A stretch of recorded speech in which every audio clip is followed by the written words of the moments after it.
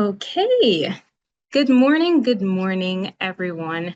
Thank you for joining us today at our virtual information session for our negotiation and persuasion masterclass for senior executives. So today we have wonderful weather here in Barbados, and I'm really hoping for all of you joining us from the other parts of the Caribbean. And even if you're joining us internationally, I'm hoping that the weather is just as wonderful where you are.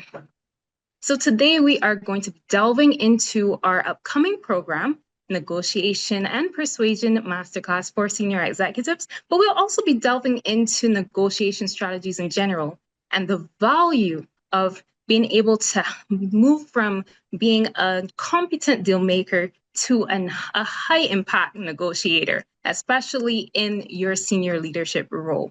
So I have with me Dr. Gail Levitt, and I'm going to give you a little bit of insight into her because she will be not only the facilitator for this session, but also the course that we have coming up as well.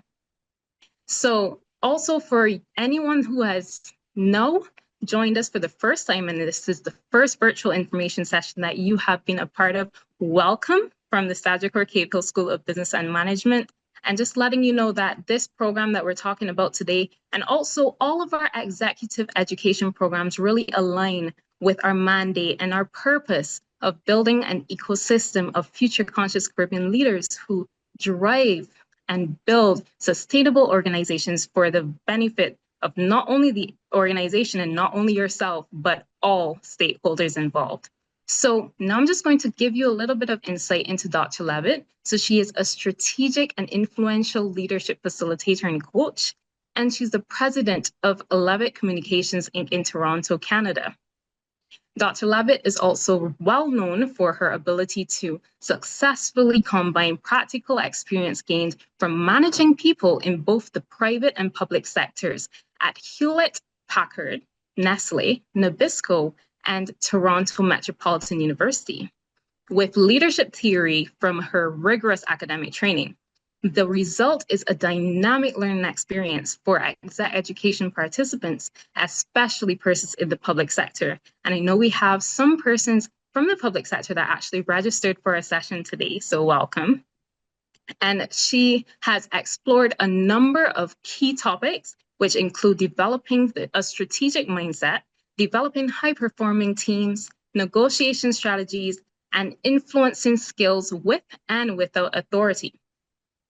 And she's also published numerous books, with the most recent being The Truth of Collaboration, Why People Fail and How to Succeed, published by the Business Expert Press, LLC. So this is just a snippet and just snapshot of Dr. Levitt's experience, but she has a wealth of expertise.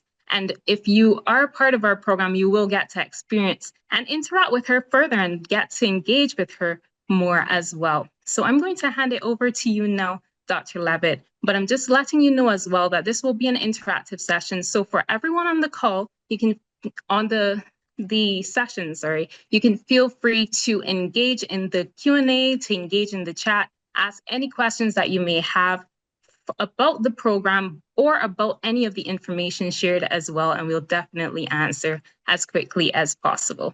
Okay, over to you, Dr. Levitt. Right, thank you very much.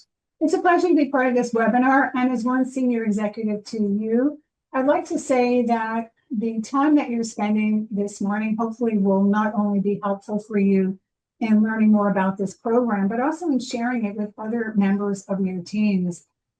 I'm very proud of being part of the University of the West Indies team for about 5 years now. And every program that we offer is customized to our audience. So I wanted to kind of emphasize some of the value added elements by starting off with a question for you. And I have it in chat. If you have a negotiation you're not prepared for, and you don't have any information about it, whether that is a contract or whether it is one of your team members wasn't there and you stepped in to replace a subject matter expert, what key strategic questions would you be asking? So I'm just sending this to you in chat now.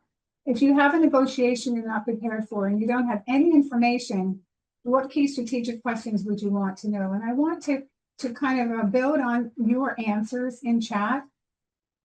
And we'll address it verbally when we're finished, but for now, to restrict it to chat, just so we can get the maximum number of answers. I'm looking forward to hearing your response. So I love Ezra's answer. What does success look like? I love Alicia's comment about what was discussed and agreed upon, like building on the momentum.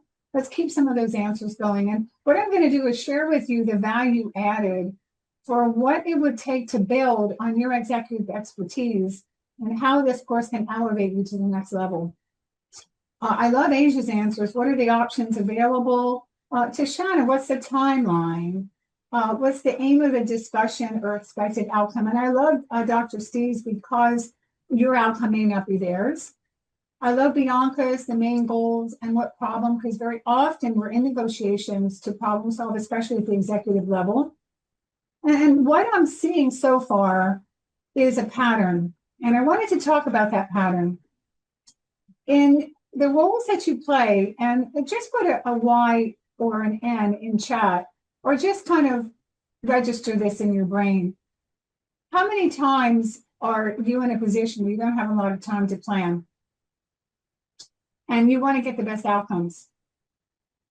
And one of the things that I'm noticing here in this pattern is that the majority of your answers are focused on content, what the expectations are in terms of the content, what the outcomes are, which is in terms of the content, what are the alternatives, what's the deadline, what's the budget, what's the core issue.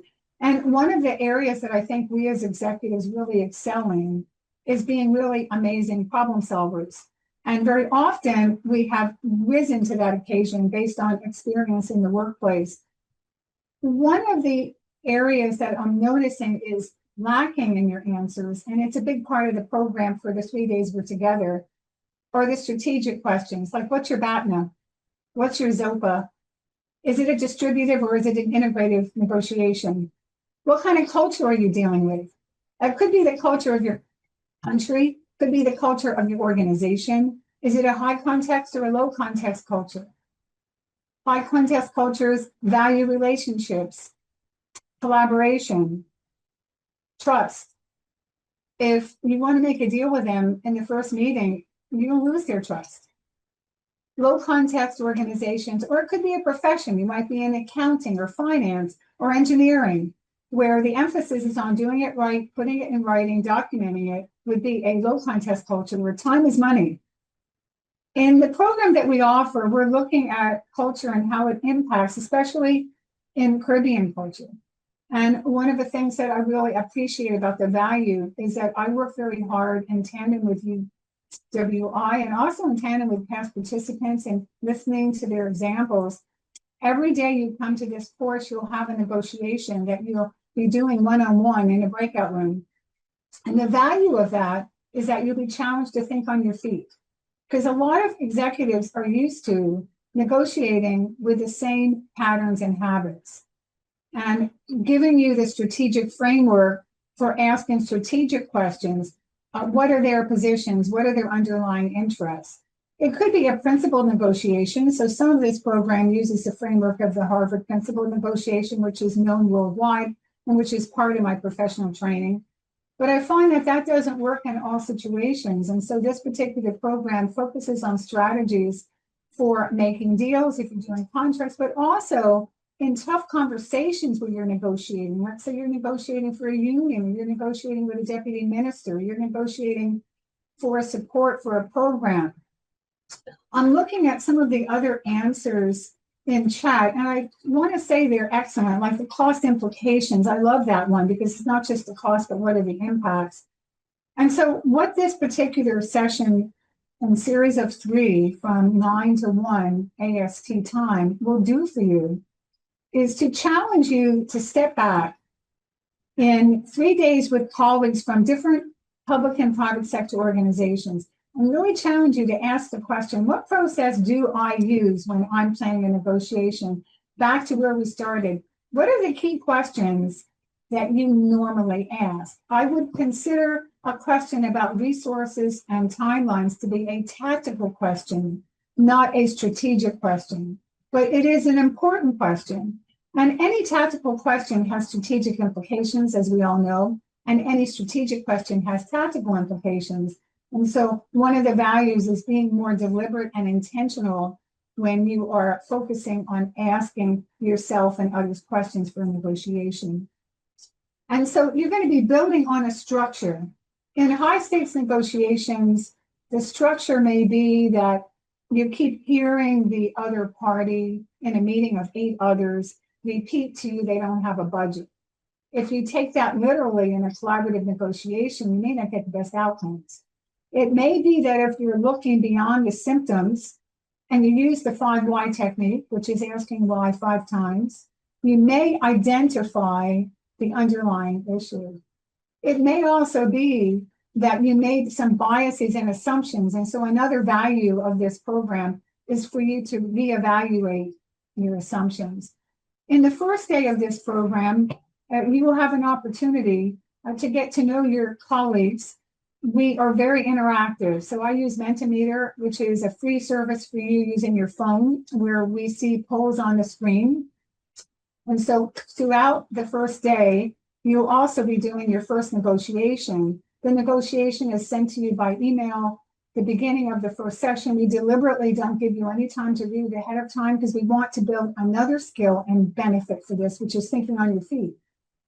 The negotiations are all customized to real life Caribbean examples, but I've taken the real life and made them into a plot twist, which is many of you who've done other negotiation training know that one of the best ways of building your skill level in negotiation is not focusing on your job, because if you're looking at your job, you're going to be probably tempted to spend more time on how much money do I have, what am I asking for?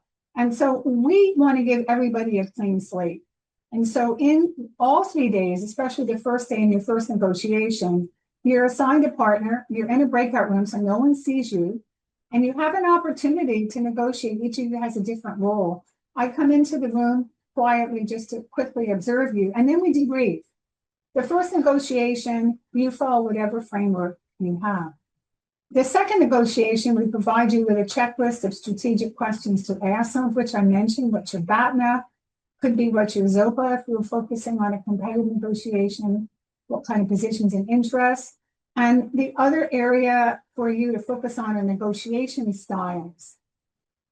Are you dealing with someone who has a defeat style, which is I win, you lose? Or a collaborative style, which is we win. And collaborative style in my field of negotiation is known as confrontation, because it's high in cooperation, but it's also high in assertiveness. So it's like, I want what you want, but I want to get what I want. So it's very difficult. It also requires its own language. Another benefit of the program are techniques. And so I'm going to ask if anybody here familiar with the AICA technique, A-I-C-A. Just put a Y in chat, or just kind of raise your hand or make a mental agreement. AICA.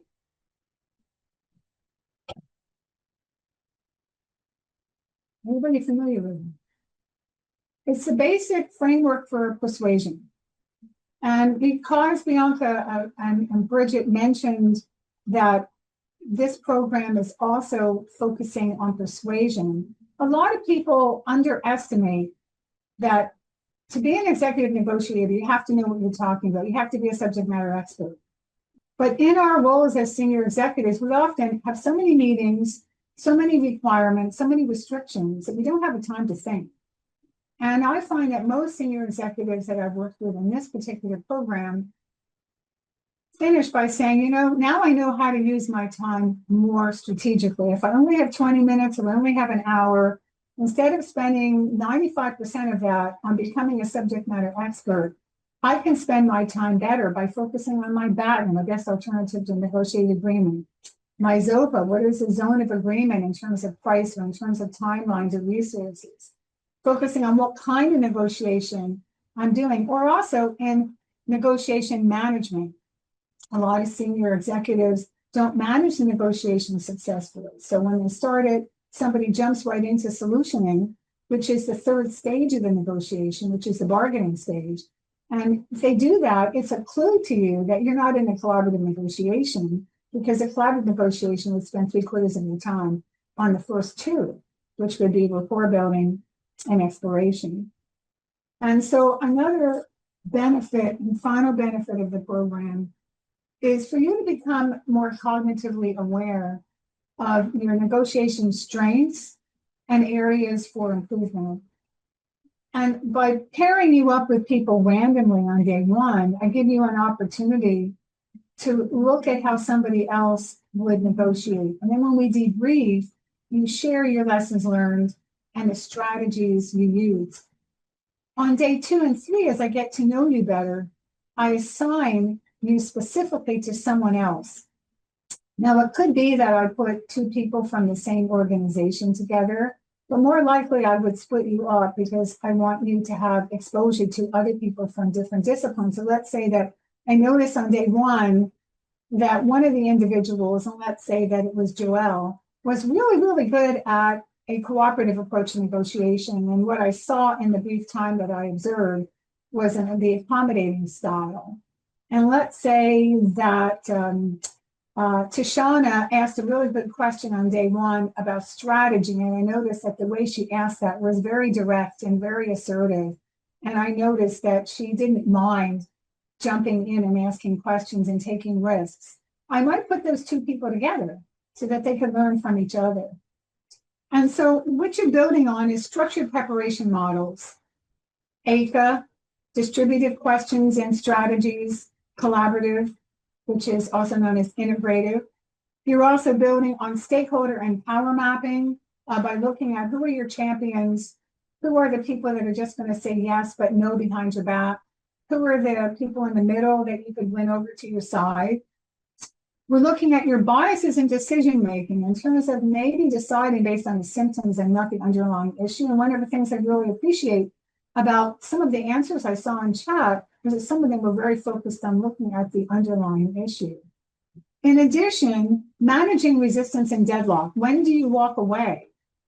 How do you manage conflict? There's a lot of different ways of doing that. Or there's the Harvard suggestion, which is 3 yeses. You say, ask them a question and they say yes. It's called accumulating yeses. But that doesn't always work in every culture. So there are other techniques that we focus on. The APM formula, empathize, pinpoint the issue, move forward with action is another one.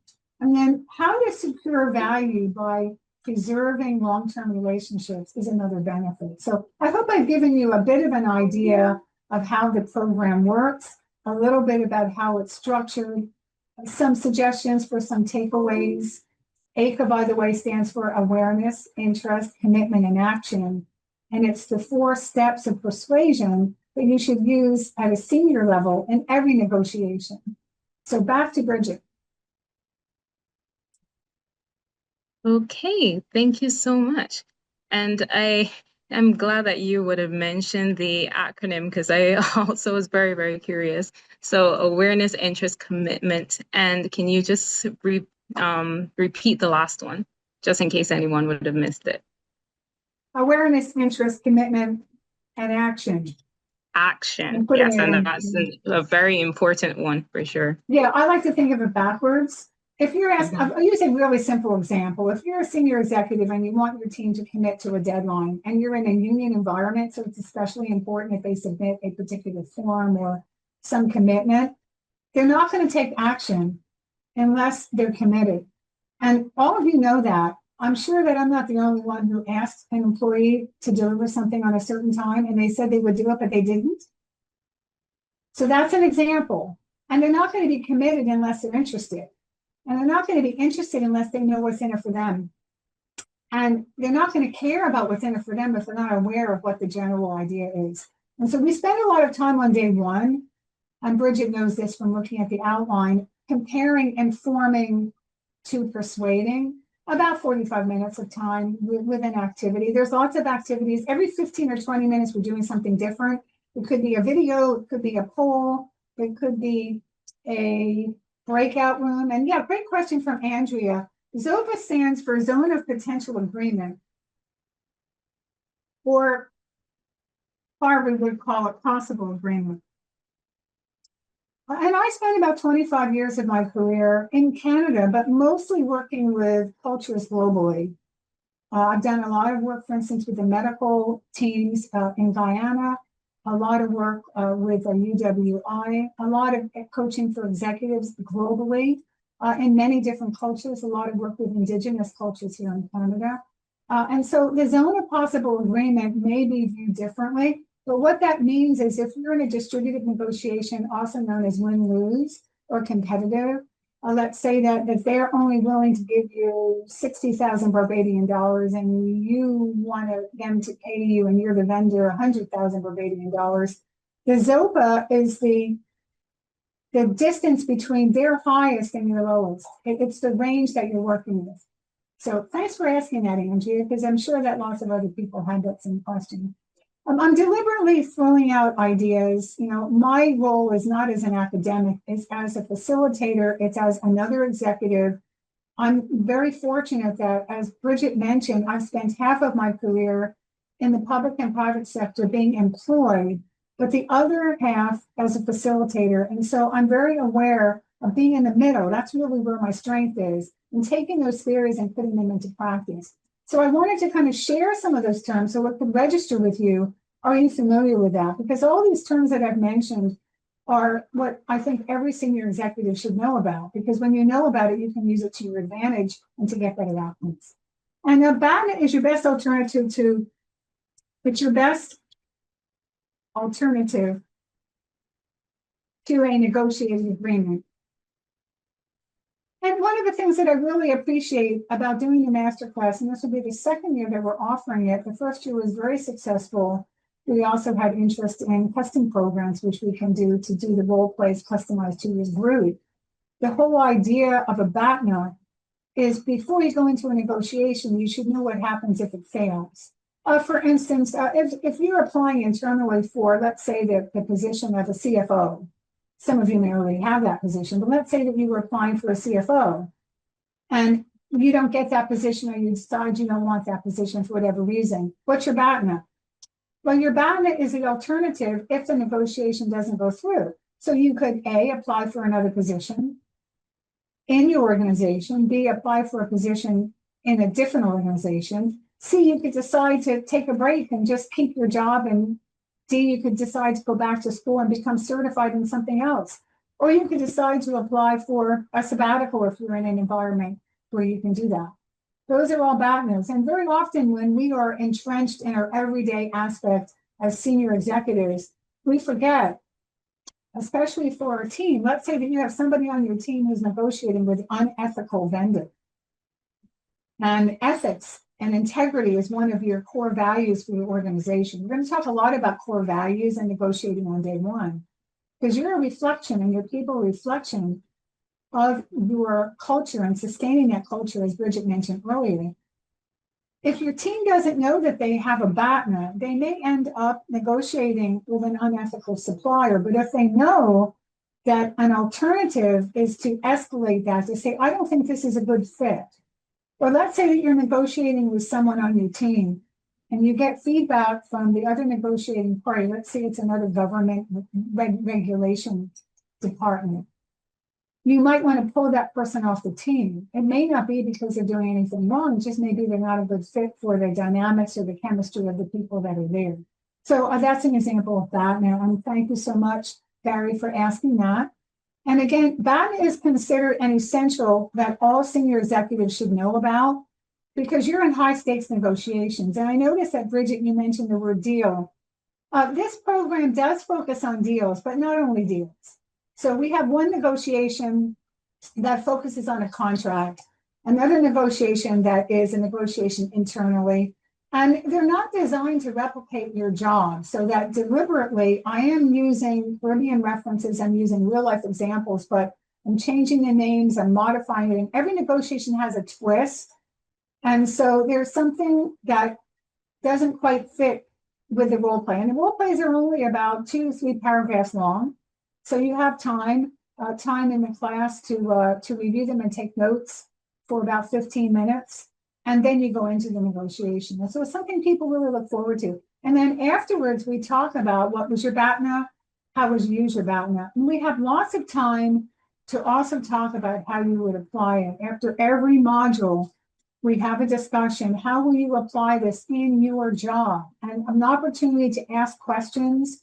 So the content is not reduced.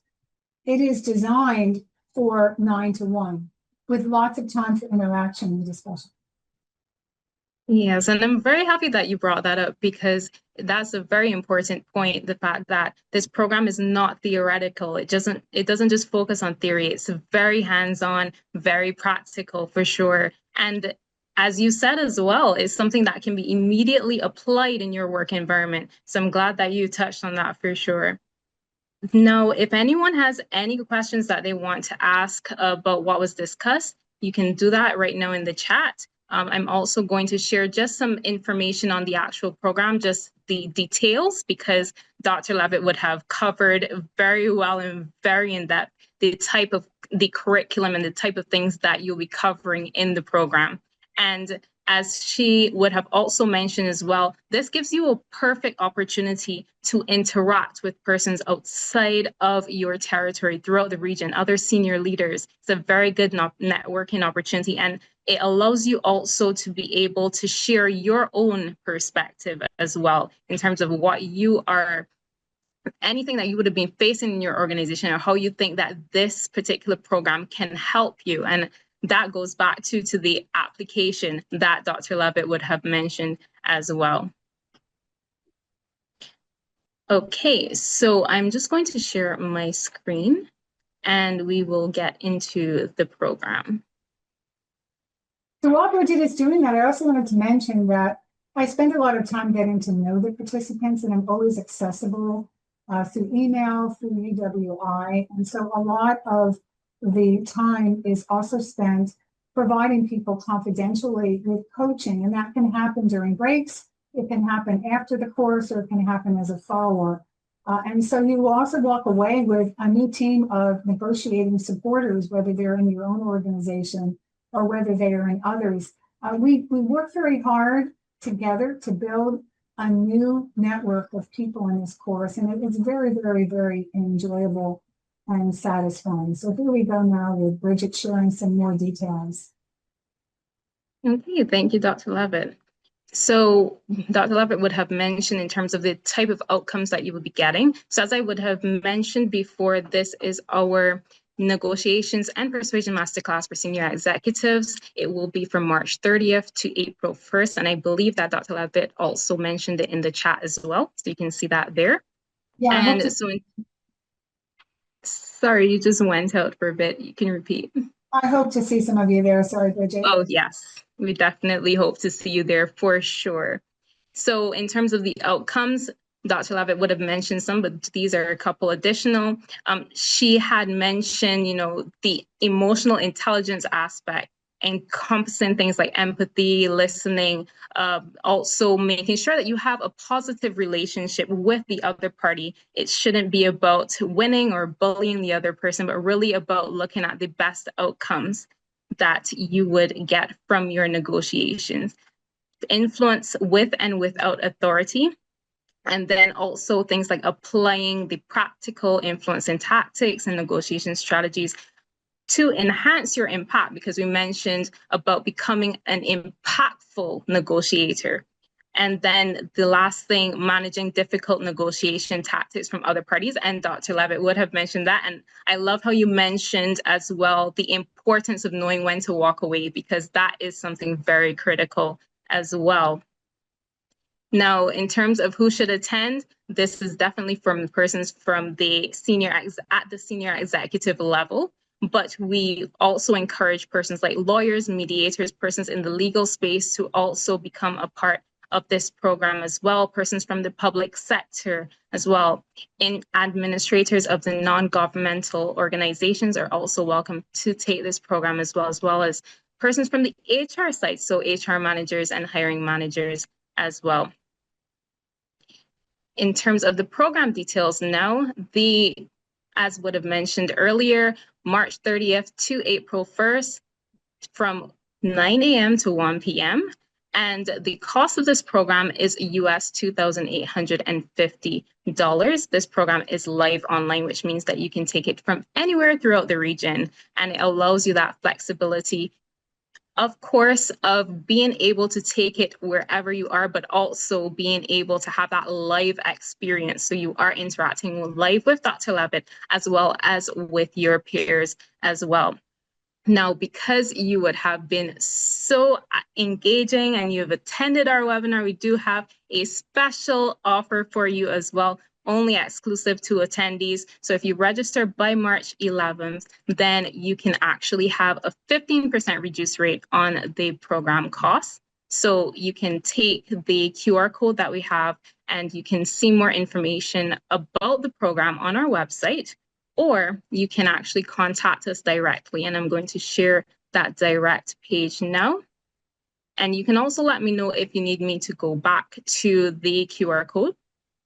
But you can contact us at 246-424-7731, or you can send us a WhatsApp message or even call us via WhatsApp at 246-232-3948. Our email is execchsbm@cavehill.uwi.edu. And yes. Somebody else. Oh, okay. All right. Thank you. Now I'm sharing. I can't really see the chat. So thank you so much for letting me know.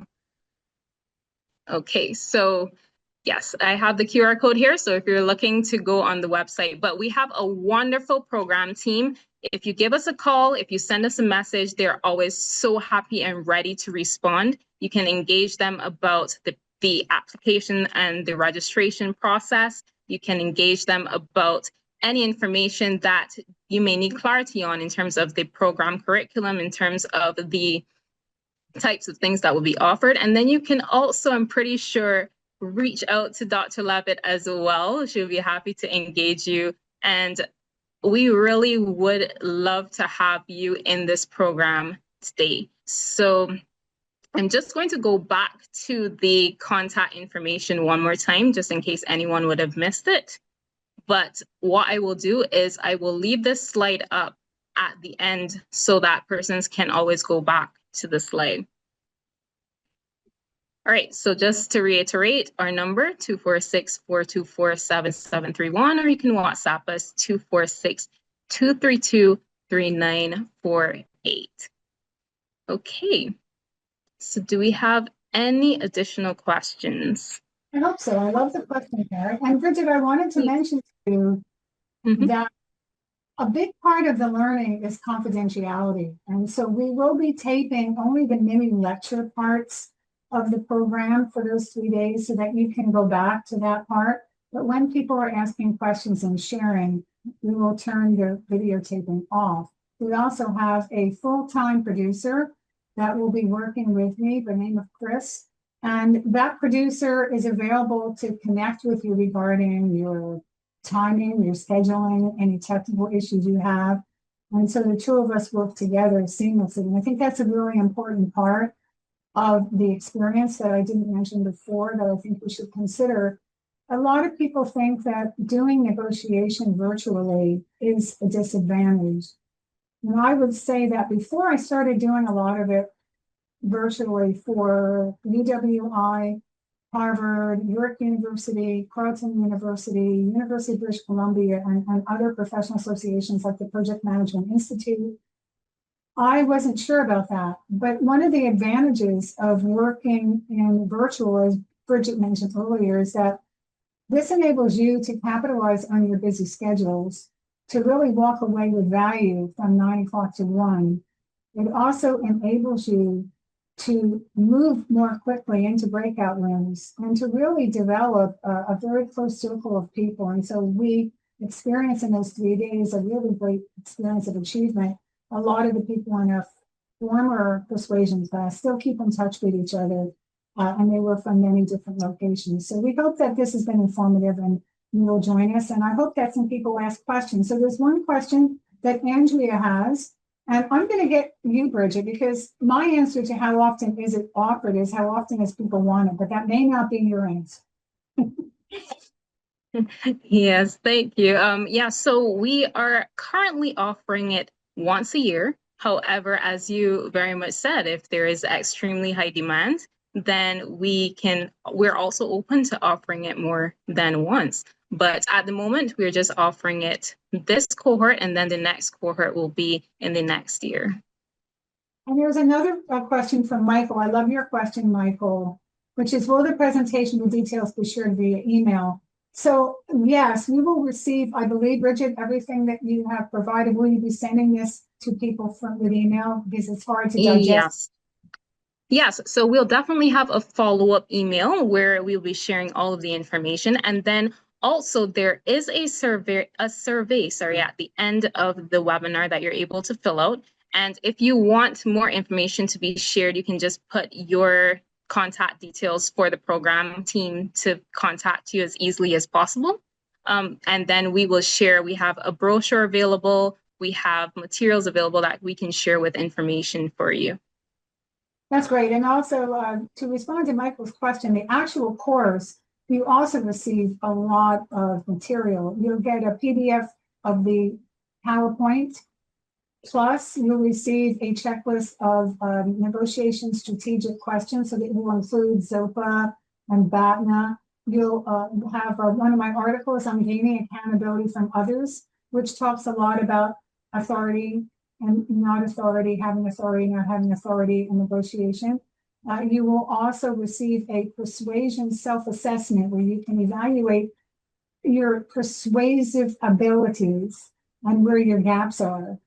And you'll also receive any other information during the course. If people come up with questions, I will then send you during the session or after the session others, and you'll get your role play sent to you in the beginning of the morning. So lots of material. Gail has a question now about payment plans, so I'll let you handle that one, Bridget. I don't know the answer. I know you do.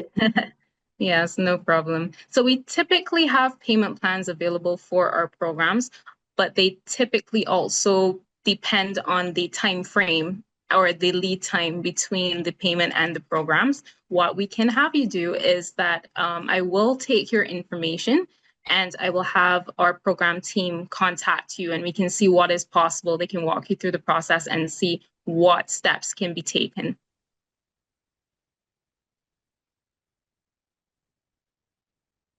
Any other questions about content, delivery, benefits, logistics? That's one of my favorite parts, is seeing your comments on chat. And that's my favorite part of doing this program, is getting to know the participants and supporting your negotiation journey and keeping in touch with them afterwards. And so you can get in touch with me by contacting this email, and I'll forward the request to me. And then in the session, with permission from UWI, I will give you my personal email. But for now, you get a faster response by filtering it through Bridget, because I'm on my way to do another program for UWI in Florida on negotiating for women on breaking barriers in the boardroom. And so I know that if somebody is at the U of I that's going to be handling it, then I can respond to you faster. So are there any other questions anybody has? Not seeing any questions at the moment, but before we're able to end the webinar, you do have all opportunity to ask as many questions as possible so that we can give you as much information. Or, as I would have mentioned earlier, if you're still thinking, what should I ask? And you just want to get more information and you would rather just have the information given, or you would want to speak to a member of our program team, then you can definitely let us know in the survey. You can put your information and then we will reach out to you as soon as possible. Yeah, and the survey is helpful to me also because it helps me to understand what some of your needs are, issues are, interests are. And so that survey I use in customizing the program. I don't finalize the program until I see the attendance list, so I can make sure it's relevant to the audience. I look for who's in the public sector, who's in the private sector, what kind of job roles you have, what organizations you're from. I do web searches on organizations, look at your core values. And so by the time you come to the course, with the help of UWI, we work hard to make it as relevant. And yes, I will stay behind after we turn off the recording to answer any other questions that people have. If you don't want to be part of the recording, we'll stay behind, right, Bridget? I'm assuming you're available also to do that. Yes, I'm available for sure. Um, Someone's asking about the assessment. Yeah, so Barry, I don't know if you're responding to the persuasion assessment. I created a persuasion self-assessment that asks you key questions about your interests. For instance, one of the questions is, you love trying to convince people with more power to get buy-in and commitment. And people that are very good at persuading enjoy that because it's like a tap dance. But if you're not strategically trained or interested in that tap dance, your answer might be no. And so that assessment is part of the program.